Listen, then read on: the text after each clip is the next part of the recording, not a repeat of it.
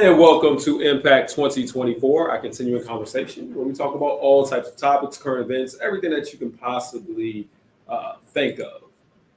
This is our continuing conversation in our safe place where we can communicate. Yeah, and you can participate in that communication, participate in that safe space, participate in that conversation through your comments and your questions in the comments section. So feel free to type something in there. Feel free to ask a question. Feel free to make a comment, make a statement. If you don't like where the conversation is going, participate in it. And you can do that using your fingers in YouTube, Facebook, chat area, comment section area, and we will bring it up on the screen and discuss it. All right. Before we get started, I want to remind people who are in the area that on Saturday,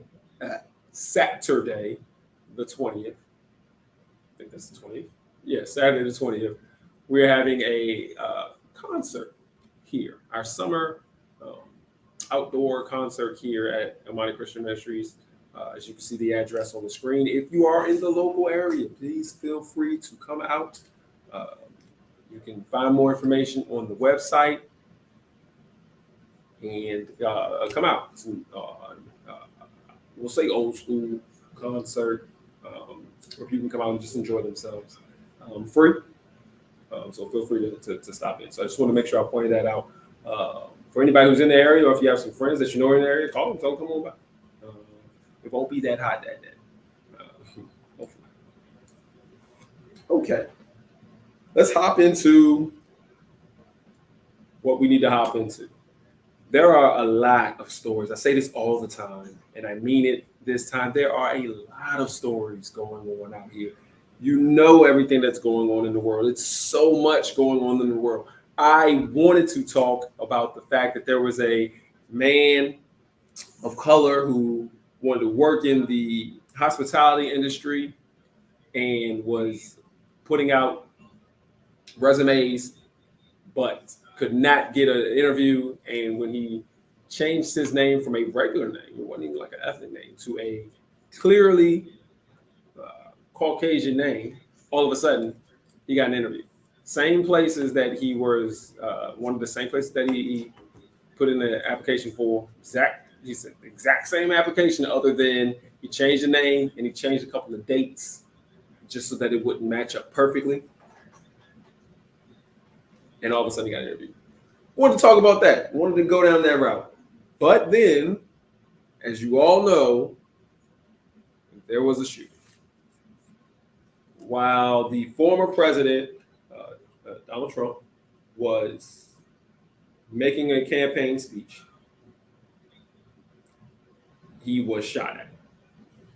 The bullet grazed his ear. We don't have to go into big detail. You know what happened. There's no way you didn't know what happened unless you lived under a rock or currently live under a rock. And if that's the case, you're definitely not seeing me right now.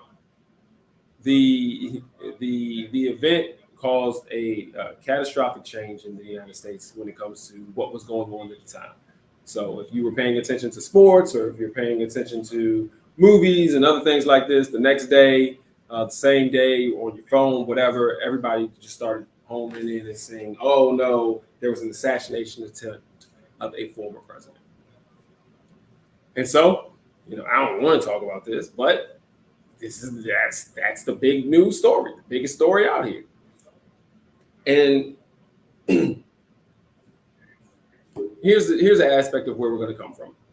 As soon as it happened, you had news people, you had commentators, you had everybody coming out and saying, look, we need to turn down the rhetoric. We need to change how we talk. We need to change our discourse. They continuously said, now, this is not who we are. This is not the society who we should be. We need a fundamental change.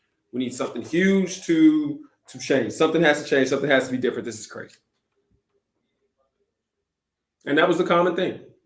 You even heard the candidates say, all right, we're going to talk about unity and bringing everybody together. We need to change how we're talking. We're demonizing other people, calling folk different names and doing things like this group is evil and this group is evil. You have people come on and say, we all want the same thing. We may want it a different way, a little bit more taxes here and a little bit less taxes here, but we basically all want the same thing. We all want to educate our kids, and we all want to, be successful and love one another and blah, blah, blah, blah, blah. Those were the comments that were going on. And it seemed like a good moment, a kind of a kumbaya moment where everybody was sitting back and thinking like, okay, what do we do? And so the question that immediately popped into my head, and the question that I ask you as well out there is, is this a moment that's going to change everything? And more so, should it be a moment that changes everything? Let me give you some context of why I don't think this is a moment that's going to change anything. An assassination attempt, they said this is not who we are. This is crazy. It's something out of the blue. Actually, it's not. And just a couple of years ago, 2022, there was the Speaker of the House, Nancy Pelosi. Her husband was attacked inside the House, politically motivated. Somebody who said that they were going against, they were leaning on the other side of the political aisle. A couple of years, 2 years before that, the governor in Michigan, there was a plot attempt on her life.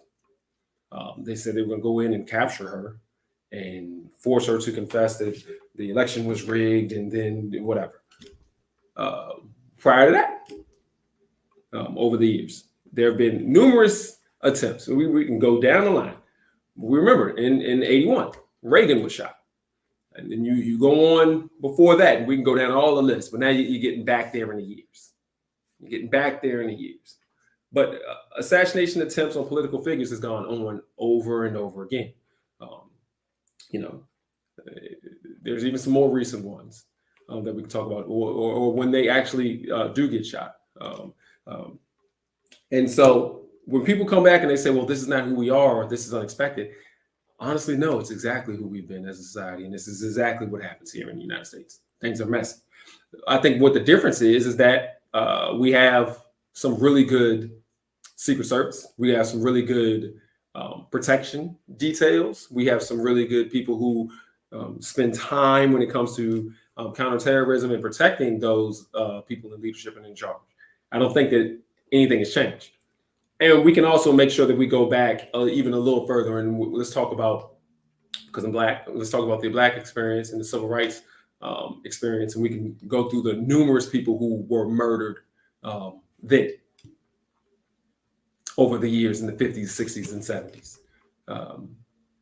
and even going forward.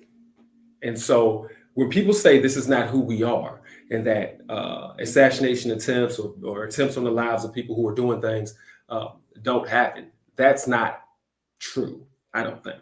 And so that's when I sit back and I say, well, at the end of the day, I don't think anything's really going to, this is not a catastrophic change. And if it was a catastrophic change, that I think that would be sort of a problem. And it sounds bad and it sounds horrible, but I think it would be a problem because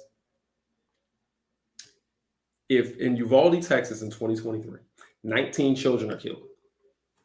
And fundamentally, when you think about what has happened, between 19 school children are killed by a gunman who walks into a school and shoots 19 children into adults. Nothing has really changed fundamentally about how we operate in society, what we do with guns or not guns, or just nothing has changed. Little kids.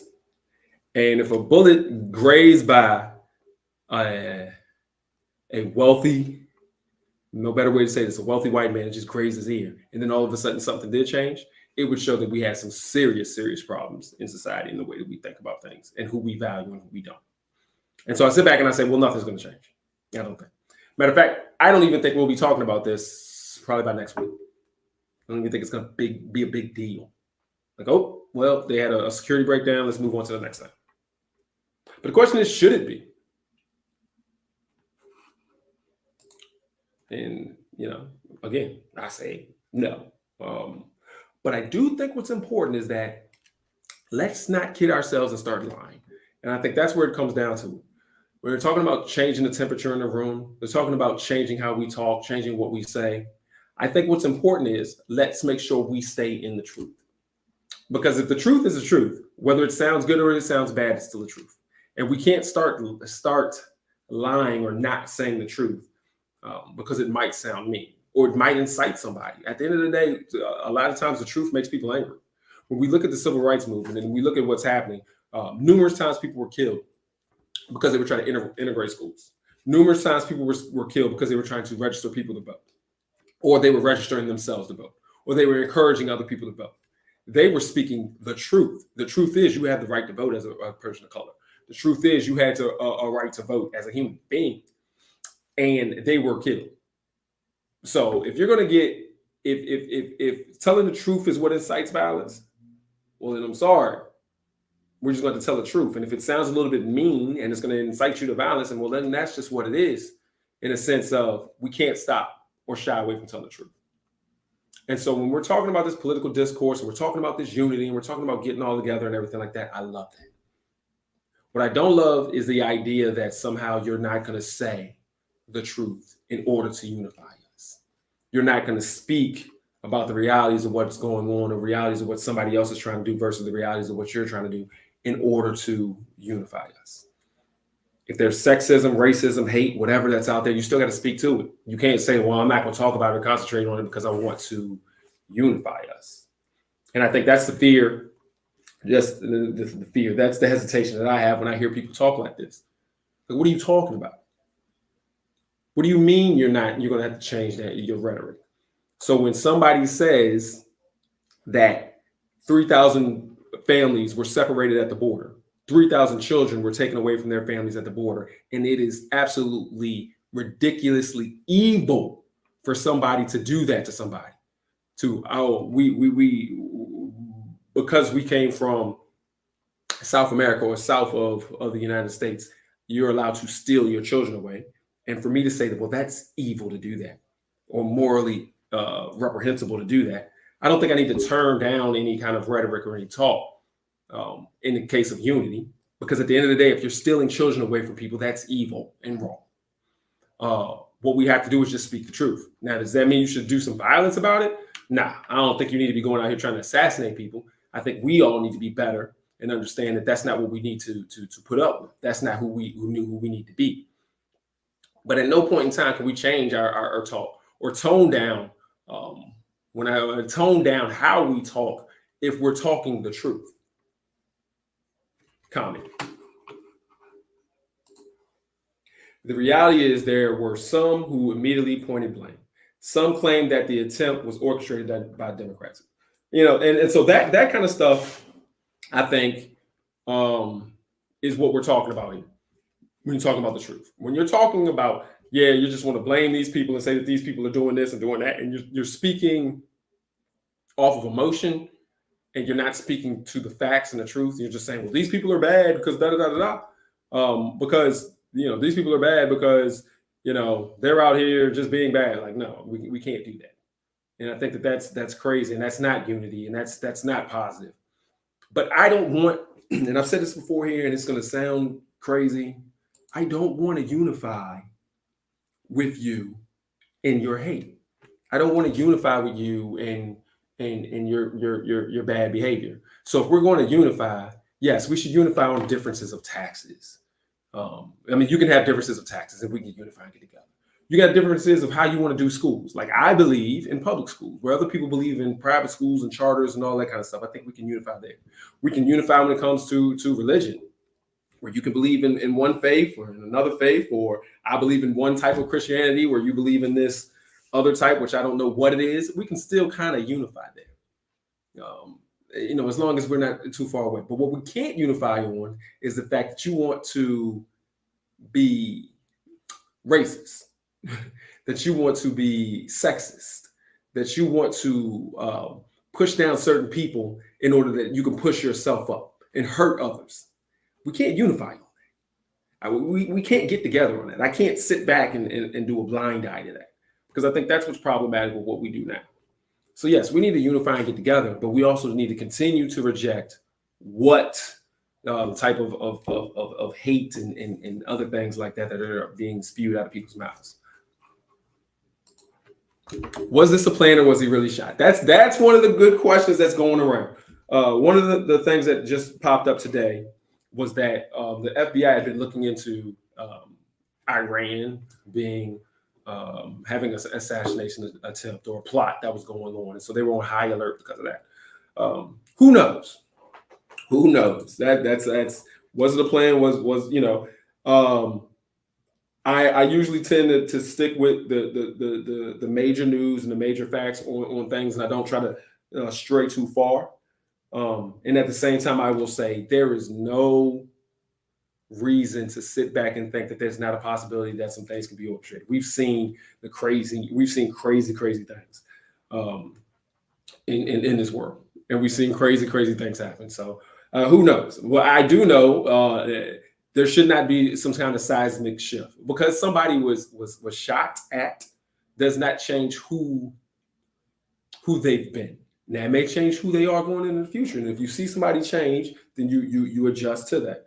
But all right, you out here doing some crazy stuff, and then somebody shoots at you, and then all of a sudden I'm supposed to be like, oh my goodness, you're such a good person, and like no. And I hope no one gets caught up into that. I don't think that that's a thing.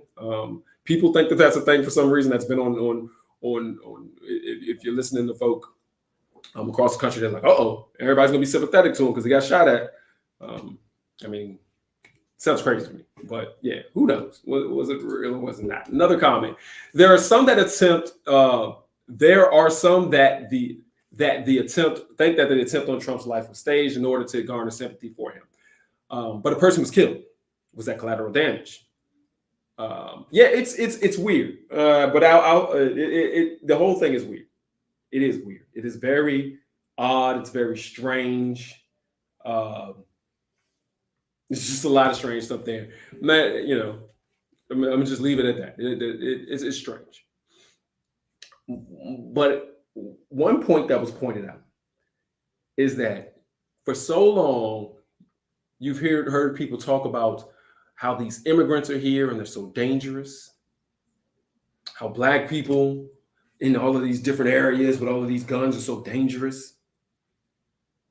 We're talking about they're so scared of the LGBTQ whatever community being so dangerous to our kids and everything like that. To talk about all these dangers that are out here. And the assassination attempt came from what?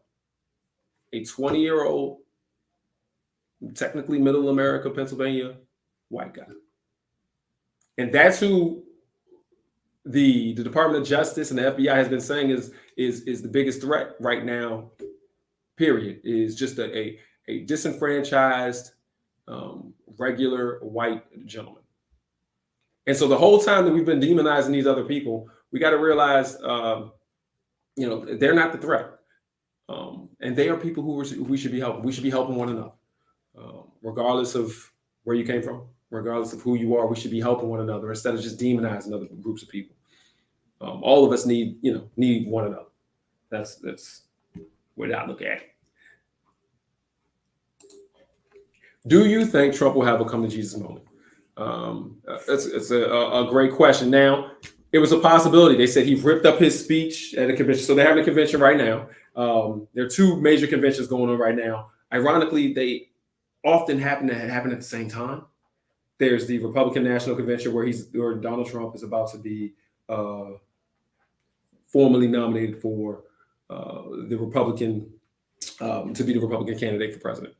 And then, of course, there's the NAACP convention that's going on. So there's two major conventions. We'll talk about the Republican convention. At that convention, he's about to be nominated. He has a speech, and they said he's ripped up his speech and decided that he's going to have a new speech that's going to talk about unity. Well, sometimes when when you almost die or you get shot at, you have that moment, that come to Jesus moment, on the road to Damascus moment. We'll see. But I will say, right after he was shot at, he picked a vice presidential candidate and one who has made a lot of negative comments about people of race. Made a negative comment right after the shooting about how Democrats and liberals and whatever were responsible and all of this craziness. So the actions immediately after have not shown that there's going to be any kind of change in the moment. And at the end of the day, it really doesn't. It doesn't matter in the right after moments. We'll see what happens in the next couple of weeks. Really, is there a change? I don't think it will be. We don't know if the person really killed. So the person in the audience, or the person who shot. Honestly, honestly, we don't know.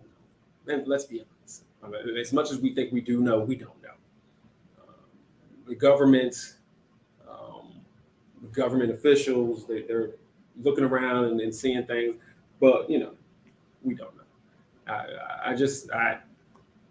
I say this. What I concentrate on and what I'm really looking at is not what happened there. Because again, I can't, and it sounds bad when you say it, but I can't have so much sympathy for a bullet grazing past a person that thinking that everything should change and life should be so different and this was so important. When again, in Uvalde, Texas, just a year ago, basically, or 2 years ago, if you really want to kind of move it out, 19 kids were killed and nobody did anything. Like nothing has changed. And so one person getting a bullet grazed past you, I don't think that should. How many times have people of color, have us, lost our lives because of police officers or because of random hate groups that are going on out here, and nothing has changed. So, look, whether it was orchestrated, whether it was staged, whether it's real, whatever it is, I don't think we need to change our steps when it comes to, wow, how do we talk about the things that are going on? So when people are sitting back here, I want this to be very, just very straightforward and very important. When people are sitting back here and they're talking about unity or they're talking about softening up because of what is going on, you have to speak the truth, and you have to speak the truth to the things that are going on. And there are some bad things going on, I think. I think it is bad when we sit back here and we make people out to be bad because of their race or because of their the choices of who they want to be with. That just because we disagree with folk or you think people are different, you don't need to demonize them. Because you think people are bad because they're leaving their country to come over here, and you want to lie and say they're stealing your jobs when in reality they're not. They're not. That's a falsehood. You can't demonize folk and do things like that. I think our responsibility, especially as Christians, is to help one another. And so if somebody is coming from another place, a different country, if somebody is coming and they need help, it is our opportunity, our privilege to be able to offer them help on behalf of Christ and on behalf of the church. We can offer that help.